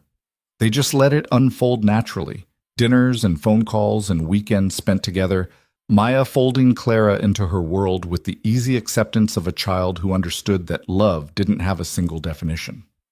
2 months later, they took Maya to the Laurel Room for dinner. The restaurant was thriving. James Whitaker had transformed it into exactly what it was supposed to be: welcoming, excellent, genuinely accessible. The staff greeted them warmly. The food was impeccable. Halfway through the meal, Maya looked across the table at Clara and Adrian. This feels like we're a family, she said. Adrian and Clara exchanged a glance. Does it? Adrian asked carefully. Yeah. Maya took a bite of her pasta, completely unaware of the weight of what she'd just said. I like it. Clara reached over and squeezed Adrian's hand under the table. Me too, she said softly. After dinner, they walked along the river, the city lights reflecting on the dark water. Maya ran ahead, chasing something only she could see, while Adrian and Clara followed at an easier pace. She's right, you know, Clara said. About what? About us being a family, or at least something like it. Adrian looked at her. Is that what you want? I think so, But I also think we should probably talk about it before I move your toothbrush into my bathroom. He laughed. Fair enough. They kept walking, Maya's laughter drifting back to them on the evening breeze, and Adrian felt something settle deep in his chest, not certainty, not perfection, but something quieter and more solid. He'd spent years believing that safety meant keeping people at arm's length, that survival meant not needing anyone. But standing here, watching his daughter play while the woman he loved walked beside him, he understood that he'd been wrong. Safety wasn't isolation, it was trust. It was building something fragile and worth protecting. It was letting people in even when it scared you, because the alternative was living half a life in a world that demanded your whole heart. Maya circled back, grabbed both their hands, and pulled them forward. Come on, she said. I found the best rock for skipping. They followed her to the water's edge. Clara showed Maya how to angle the throw, and Adrian watched them work together, patient and focused, until Maya's rock skipped 3 times across the dark surface. She cheered. Clara cheered with her. And Adrian stood there, hands in his pockets, thinking about how far he'd come from that night outside a restaurant he couldn't afford, pushing a stranger through a door because it was the right thing to do. He'd thought that moment would pass, just another story to forget in the rush of ordinary days. Instead, it had changed everything. Not because he was special, not because he was brave, but because he'd refused to walk away when it would have been easier. Because he'd let himself be seen, let himself be wrong, let himself be helped by people who saw something in him he hadn't recognized yet. The world didn't reward that kind of thing, usually. The world was indifferent to small acts of decency, to the quiet work of showing up when it mattered. But sometimes, rarely, unexpectedly, it did. And standing here with Maya and Clara, watching the river flow past under a sky full of stars, Adrian understood that the greatest thing you could build wasn't a career or a reputation or even a perfect life. It was connection. It was showing up for the people who needed you and letting them show up for you in return. It was accepting that you couldn't do it alone and that trying to was just another kind of cowardice. Maya threw another rock. It sank immediately. She laughed and tried again. Clara looked up at Adrian. You okay? Yeah, he said. I really am. And for the first time in longer than he could remember, he meant it. They walked back to the car as the city settled into its nighttime rhythm. 3 people who'd found each other by accident and chosen to stay by design. The future was uncertain, still full of challenges and setbacks and moments that would test everything they'd built. But they'd face it together. And that, Adrian thought, was enough. More than enough. It was everything.